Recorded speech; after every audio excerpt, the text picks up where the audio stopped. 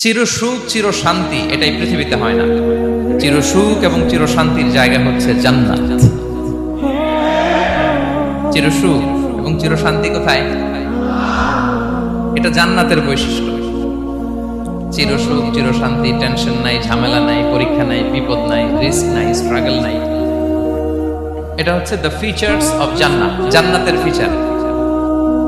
কিন্তু সমস্যা বাদে তখন যখন জান্নাতের ফিচার আমরা দুনিয়ায় খুঁজি। যেটা পাবো আমরা জান্নাতে, এটা খুঁজি কোথায়? এই তখনই সমস্যা বাদে। And this is the main problem. এটাই বড় সমস্যা। এই সমস্যার সমাধান কোথায়? এটা নিয়ে আজকে আমি কিছু কথা অ্যাড্রেস করবো ইনশাআল্লাহ।